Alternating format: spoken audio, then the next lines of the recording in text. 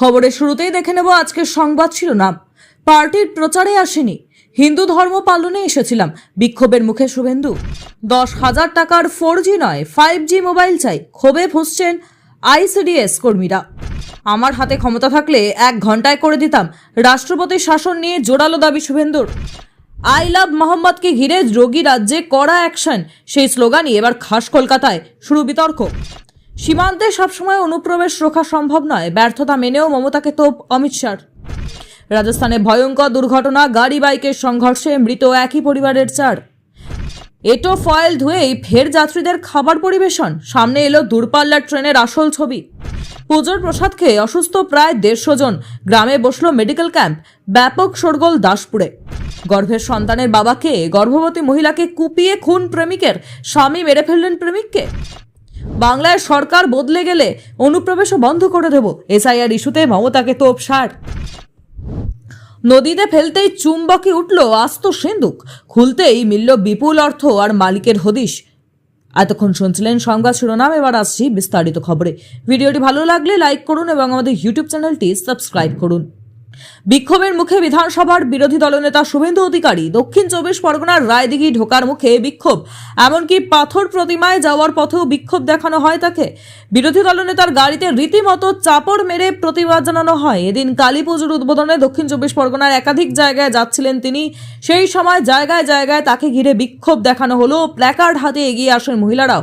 এক মহিলা বলেন, আমরা সাধারণ মানুষ, ওর কাছে জবাব চাইছি, কেন 100 দিনের টাকা বন্ধ করা হয়েছে, কেন আবাস যোজনার টাকা বন্ধ করা হয়েছে।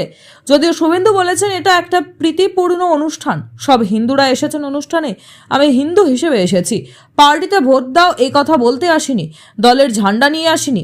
আমায় রাস্তার উপরে আটকানোর চেষ্টা করা হচ্ছে, গাড়িতে ধাক্কা মারছে, গাড়ির সামনে দাঁড়িয়ে পড়ছে। আমি ধর্ম পালন করতে এসেছি, আমি আজ বিজেপি করতে আসিনি, আমি হিন্দু ধর্ম পালন করতে এসেছিলাম, মায়ের দর্শন করতে এসেছি। অনুপ্রবেশকারীরা এখানে প্রবেশ করে গণতন্ত্র বিগড়ে দিচ্ছে। ফলে আমাদের এই জেলায়, যারা আপনারা এই জেলার আদিবাসী, অর্থাৎ যারা আপনারা অবিভক্ত এবং বিভক্ত জেলায় বসবাস করতেন, আপনারা নিজেদের ধর্ম পালন ও সাংস্কৃতিক মেলবন্ধন সঠিকভাবে করতে পারছেন না।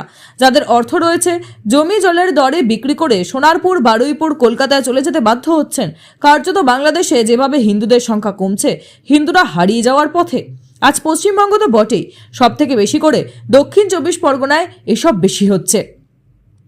আমি এখনো বলবো যে সকল হিন্দুরা তৃণমূল বা সিপিএম করছেন, বলবো ভাবুন আপনাদের অবস্থাও প্রবীর মণ্ডলের মতো হবে। তিনি আরো বলেন, এটা একটা প্রীতিপূর্ণ অনুষ্ঠান, সব হিন্দুরা এসেছেন অনুষ্ঠানে, আমি হিন্দু হিসেবে এসেছি, পার্টিতে ভোট দাও এ কথা বলতে আসিনি, দলের ঝান্ডা নিয়ে আসিনি। আমায় রাস্তার উপর আটকানোর চেষ্টা করছে, গাড়িতে ধাক্কা মারছে, গাড়ির সামনে দাঁড়িয়ে পড়ছে। আমি ধর্ম পালন করতে এসেছি, আমি আজ বিজেপি করতে আসিনি, আমি হিন্দু ধর্ম পালন করতে এসেছিলাম, মায়ের দর্শন করতে এসেছি। 2 4G নয় 5G ফোন চাই, অঙ্গনওয়াড়ি কর্মীদের বিক্ষোভ আছড়ে পড়ল কোলাঘাট আইসিডিএস অফিস চত্বরে, উঠল স্লোগান, দীর্ঘ সময় ধরে চলল বিক্ষোভ। সকলের একটাই কথা, পুরো কাজই এখন মোবাইল নির্ভর হয়ে পড়েছে, অথচ এতদিন সবটাই নিজেদের মোবাইল থেকে করতে হতো। এখন প্রযুক্তির ফোন কেনার জন্য মাত্র 10,000 টাকা দেওয়া, এমনকি রিচার্জের জন্য নামমাত্র টাকা দেওয়া হয়। তাই কোনোভাবে নতুন ফোনের জন্য 10,000 টাকা নিতে তারা নারাজ। সেই কারণেই বিক্ষোভে পাঁশকুড়ার 2 আইসিডিএস প্রজেক্টের অঙ্গনওয়াড়ি কর্মীরা। সমস্যা কোথায়? বিক্ষোভকারীদের সাফ কথা, তাদের মোট সংখ্যা প্রায় 238, এক একজনের কাঁধে প্রায় 2 কেন্দ্রের 3টি আইসিডিএস কেন্দ্রের দায়িত্ব।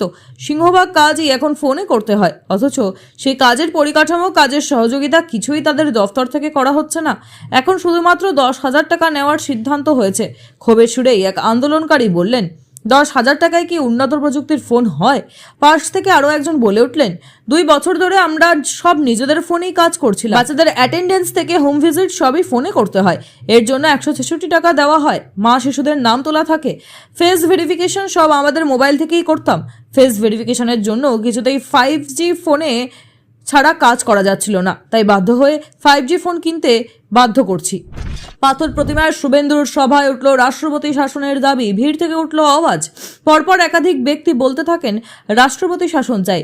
যদিও শুভেন্দু বলছেন তার যদি ক্ষমতা থাকতো তাহলে 1 ঘন্টার মধ্যে তিনি রাষ্ট্রপতি শাসন লাগু করতে পারতেন। একের পর এক ব্যক্তি যখন জোরালো কণ্ঠে রাষ্ট্রপতি শাসনের দাবি করছেন স্টেজে, তখন মাইক হাতে দাঁড়িয়ে শুভেন্দু। কিছু সময়ের মধ্যেই পাশ থেকে কেউ মাইক হাতে জোরালো কণ্ঠে বলে উঠলেন রাষ্ট্রপতি শাসন চাই। শুনে সমবেত জনতার উদ্দেশ্যে শুভেন্দু বললেন, জনগণ আওয়াজ তুলুন, আমার হাতে তো ওটা নেই, আমার হাতে থাকলে ওটা 1 ঘন্টা লাগতো না। পাল্টা খোঁচা দিতে ছাড়েনি তৃণমূল মুখপাত্র তন্ময় ঘোষ বলেছেন, বিরোধী দলনেতা হিসেবে উনি কি করে গণতন্ত্রের ধ্বংসের কথা বলতে পারেন? রাষ্ট্রপতি শাসন বিশেষ প্রেক্ষিতের জন্য বলা হয়। কোনো গণতন্ত্রপ্রেমী সহজে রাষ্ট্রপতি শাসনের কথা বলে না। উনি আসলে হতাশা থেকে এসব কথা বলছেন। 26-এর আসন 50-এর নিচে নেমে যাবে, বিজেপি ক্ষমতায় আসতে পারবে না, সেই হতাশা থেকেই তিনি এইসব কথা বলছেন। এদিনই আবার এই পাথর প্রতিমা কুলতলিতে যাওয়ার সময় শুভেন্দুকে শুনতে হয়েছিল গো ব্ল্যাক স্লোগান, দেখানো হয়েছিল কালো পতাকা। আন্দোলনকারীদের দাবি, কেন্দ্রীয় বঞ্চনার প্রতিবাদেই তাদের এই প্রতিবাদ। তৃণমূলের সাফ কথা, ওটা জনরোষ। এর আগে আরামবাগের সভা থেকে শুভেন্দু নিজেই রাষ্ট্রপতি শাসনের পক্ষে সওয়াল করেছিলেন, সুর চড়িয়েছিলেন এসআইআর এর পক্ষে। তৃণমূলের তুলোধনা করে স্পষ্ট বলেছিলেন, নো এসআইআর, নো ইলেকশন। সাম্প্রতিক সময়ে রীতিমতো আলোচনার কেন্দ্রবিন্দুতে রয়েছে আই লাভ মোহাম্মদ স্লোগানটি। একদিকে যেখানে এই স্লোগানকে ঘিরে সমগ্র উত্তরপ্রদেশ জুড়ে তুমুল বিতর্কের সৃষ্টি হয়েছে, ঠিক এই আবহেই খাস কলকাতায় আই লাভ মোহাম্মদ লেখা ব্যানার চোখে পড়ছে। কলকাতায় আই লাভ মোহাম্মদ লেখা ব্যানার। প্রাপ্ত তথ্য অনুযায়ী জানা গিয়েছে, কলকাতার বড়বাজার এবং মোহাম্মদ আলী পার্ক সংলগ্ন এলাকায় এহেন ব্যানার রয়েছে। বিজেপির মুরলীধর স্ট্রিটে থাকা দলীয় কার্যালয়ে 2 কিলোমিটারের মধ্যে থাকা এই ব্যানারই এখন আলোচনার বিষয়বস্তু হয়ে উঠেছে। যে স্লোগানকে ঘিরে যোগীরাজ্যের তুমুল অ্যাকশন পরিলক্ষিত হয়েছে, সেই স্লোগানই বঙ্গের স্বমহিমায় জ্বলজ্বল করছে। এই প্রসঙ্গে জানিয়ে রাখি যে চলতি বছরের সেপ্টেম্বর মাসে হযরত মোহাম্মদের জন্মদিনে কানপুর থেকে শুরু করে মিরাট সহ উত্তরপ্রদেশের বিভিন্ন বড় শহরে আই লাভ মোহাম্মদের আলোকোজ্জ্বল ব্যানার চোখে পড়ে। এমতাবস্থায় বিষয়টির পরিপ্রেক্ষিতে হিন্দু গোষ্ঠীগুলির আপত্তির কারণে বেশ কয়েকটি শহরে বিক্ষোভ এবং উত্তেজনার আবহ তৈরি হয়।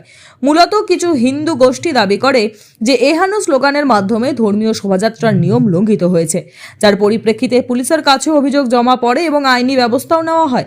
গত 23শে সেপ্টেম্বরের মধ্যে এই জাতীয় বিক্ষোভ এবং ব্যানার সম্পর্কিত বিষয়ের কারণে প্রায় 2300-এরও বেশি মুসলমানের বিরুদ্ধে মামলা দায়ের করা হয়। এছাড়া উত্তরপ্রদেশের বরেলিতে হিংসাত্মক ঘটনাও ঘটে। শুধু তাই নয়, বিষয়টি এতটাই গুরুতর হয়ে পড়ে যে এই বিতর্কের ফলে অনলাইনে পাল্টা বিক্ষোভের সূত্রপাত করে হিন্দু গোষ্ঠীগুলো বলে, যেখানে আই লাভ রাম এবং আই লাভ মহাদেবের মতো বার্তাকে পোস্ট করা হয়। এমতাবস্থায় এবার শহর কলকাতাতেও দেখা গেল সেই বিতর্কিত আই লাভ মোহাম্মদ স্লোগান। সীমান্তে সবসময় অনুপ্রবেশ রুখে দেওয়া সম্ভব না, স্পষ্ট ভাষায় নিজের মন্ত্রক এবং সীমান্ত রক্ষী বাহিনীর ব্যর্থতা মেনে নিলেন কেন্দ্রীয় স্বরাষ্ট্রমন্ত্রী অমিত শাহ। তার দাবি, সীমান্তের পরিস্থিতি সহজ নয়, বহু রকম প্রতিকূলতার সম্মুখীন হতে হয়। অনুপ্রবেশের কথা স্বীকার করলেও সেটাকে ব্যর্থতা হিসেবে দেখাতে নারাজ শাহ। উল্টে তিনি তোপ দাগছেন বাংলা তথা ঝাড়খণ্ডের সরকারকে। বঙ্গে বাংলাদেশি অনুপ্রবেশ এবং জনবিন্যাস বদল নিয়ে দীর্ঘদিন ধরেই সরব বিজেপি, কিন্তু এই ইস্যুতে রাজ্যের শাসক দলকে কাঠগড়ায় তুলতে গেলেই পাল্টা প্রশ্নের মুখে পড়তে হয় কেন্দ্রীয় স্বরাষ্ট্র মন্ত্রককে। তৃণমূল প্রশ্ন তোলে, সীমান্ত রক্ষা তো বিএসএফ এর এবং স্বরাষ্ট্র মন্ত্রকের দায়িত্ব, তাহলে অনুপ্রবেশের দায় কেন রাজ্য সরকারের উপর চাপানো হয়? শনিবার এক সর্বভারতীয় সংবাদ মাধ্যমকে দেওয়া সাক্ষাৎকারে এই প্রশ্নের জবাব দিয়েছেন শাহ। স্বরাষ্ট্রমন্ত্রীর বক্তব্য, সীমান্ত এলাকাটা সহজ জায়গা নয়, প্রচুর নদী নালা থাকে, বন জঙ্গল থাকে, পাহাড় থাকে, সেখানে সবসময় ফেক্সিং লাগানো সম্ভব নয়। 24 ঘন্টা নজরদারিও সম্ভব নয়। অনেক সময় চেকপোস্ট তৈরি করলেও সেটা ভেসে যায়। যারা বাংলাদেশ বা পাকিস্তান সীমান্তে গিয়েছেন তারা জানেন, লুটিয়েন্স দিল্লিতে বসে প্রশ্ন তোলা সহজ। এরপরই পাল্টা রাজ্য সরকারগুলির উপর দায় ঠেলছেন শাহ। তার দাবি, রাজস্থান, গুজরাট, অসমে আমাদের সরকার, সেখানে অনুপ্রবেশ হয় না, কিন্তু বাংলা, ঝাড়খণ্ডে অন্য দলের সরকার, সেখানেই কেন অনুপ্রবেশ? কারণ তৃণমূলের মতো দল ভোট ব্যাংকের জন্য অনুপ্রবেশকারীদের আশ্রয় দেয়, রেড কার্পেট বিছিয়ে তাদের স্বাগত জানানো হয়। গাড়ি এবং মোটর বাইকের সংঘর্ষে মৃত্যু হলো একই পরিবারের 4 সদস্যের। শনিবার সকালে মর্মান্তিক এই ঘটনাটি ঘটেছে রাজস্থানের ভরতপুরে। দুর্ঘটনার পর দুটি গাড়িতেই আগুন লেগে যায় বলেই খবর। ইতিমধ্যেই ঘটনা তদন্ত শুরু করেছে পুলিশ, তবে ঘটনায় কাউকে গ্রেফতার করা হয়েছে কিনা তা এখনো পর্যন্ত স্পষ্ট নয়। পুলিশ সূত্রে খবর, দিওয়ালির আগে বাজি কিনতে স্ত্রী এবং 2 সন্তানকে নিয়ে বাইকে করে নাদবাইয়ের উদ্দেশ্যে রওনা দিয়েছিল নটওয়ার নামে এক যুবক। কিছুটা যাওয়ার পর লুহাসা রোডে পৌঁছতেই পিছনতে থাকা একটি চার চাকা গাড়ি নিয়ন্ত্রণ হারিয়ে বাইকটিকে ধাক্কা মারে। তারপরেই গাড়িটি রাস্তার ধারে উল্টে যায়। বিকট শব্দ পেয়ে তড়িঘড়ি ঘটনাস্থলে ছুটে আসেন স্থানীয়রা। খবর দেওয়া হয় পুলিশে। পুলিশ সূত্রে জানা গিয়েছে ঘটনাস্থলেই মৃত্যু হয় 4 জনের। মৃতদের নাম নটওয়ার 35 বছর, তার স্ত্রী পূজা এবং তাদের 2 সন্তান দীপু এবং পরি। তবে ঠিক কী কারণে দুর্ঘটনাটি ঘটল তা এখনো পর্যন্ত স্পষ্ট নয়। ইতিমধ্যেই ঘটনা তদন্ত শুরু করেছে পুলিশ। ঘটনায় আহত হয়েছেন 4 চাকা গাড়িটির চালকও। তাকে উদ্ধার করে নিকটবর্তী একটি হাসপাতালে ভর্তি করানো হয়েছে। আপাতত সেখানেই চিকিৎসাধীন তিনি। পুলিশের এক আধিকারিক জানিয়েছেন কী কারণে গাড়িটি নিয়ন্ত্রণ হারালো তা এখনো জানা যায়নি। সব দিক খতিয়ে দেখে ঘটনা তদন্ত করা হবে। কখনো নিম্নমানের খাবার, আবার কখনো পরিষ্কার পরিচ্ছন্নতায় গাফিলতি। ভারতীয় রেলের পরিষেবা নিয়ে মাঝে মধ্যেই ক্ষোভ উগড়ে দেন যাত্রীরা। এবার সামনে এলো ভারতীয় রেলের এক চাঞ্চল্যকর ঘটনা, যার জেরে কাঠ গড়ায় আইআরসিটিসি। সম্প্রতি ভাইরাল হওয়া একটি ভিডিওতে দেখা যাচ্ছে যাত্রীদের ব্যবহৃত খাবারের অ্যালুমিনিয়াম ফয়েলকে বেসিনের জলে ধুয়ে সাজিয়ে রাখা হচ্ছে, আর এই কাজটি করছে এক কর্মী। জানা গিয়েছে ঘটনাটি ঘটেছে অমৃতসর ভারত এক্সপ্রেসে। অনুমান করা হচ্ছে এই ফয়েল পুনরায় যাত্রীদের খাবার পরিবেশনের জন্য ব্যবহার করা হবে। ভিডিওটি ভাইরাল হতেই তীব্র সমালোচনার মুখে পড়ে আইআরসিটিসি, যদিও কর্তৃপক্ষের তরফে এই বিষয়ে এখনো পর্যন্ত কোনো প্রতিক্রিয়া মেলেনি। পাড়ায় ছিল বারোয়ারি মনসা পুজো। গ্রামবাসীদের দাবি সেই পুজোর প্রসাদ খেয়েই অসুস্থ প্রায় 150 জন। গ্রামে ঢুকলো মেডিকেল টিম, ছুটলেন ব্লক প্রশাসনের আধিকারিকরা। ব্যাপক চাঞ্চল্য দাসপুর থানার সুরাতপুর গ্রামের। শনিবার রাত থেকে প্রায় সবারই শুরু হয়ে গিয়েছে বমি। অসুস্থদের মধ্যে প্রচুর মহিলা ও শিশুরা রয়েছে। রবিবার সকাল থেকেই বসেছে মেডিকেল ক্যাম্প। গ্রামের বিশাল পাড়া এলাকায় এই মনসা পুজো হয়ে আসছে বেশ কয়েক বছর ধরে। শনিবার রাতে পুজোর কমিটির তরফ থেকে ভক্তদের জন্য খিচুড়ি ভোগের আয়োজন করা হয়েছিল। সূত্রের খবর, প্রায় 300 জনেরও বেশি মানুষ এই প্রসাদ খান। সুরাতপুরের পাশাপাশি পাশের গ্রাম খর্দা, বিষ্ণুপুর ও রূপনারায়ণপুর গ্রামেরও বেশ কিছু মানুষ এই পুজোয় যোগ দিয়েছিলেন। কিন্তু প্রসাদ খেতে না খেতেই অর্ধেকেরই বেশি মানুষেরই বমির সমস্যা শুরু হয়ে যায়। রাতভর ব্যাপক চাঞ্চল্য দেখা যায় এলাকায়। পরিস্থিতি যে কিছু সময়ের মধ্যে ভয়াবহ হয়ে ওঠে সেই আঁচ পায় প্রশাসন।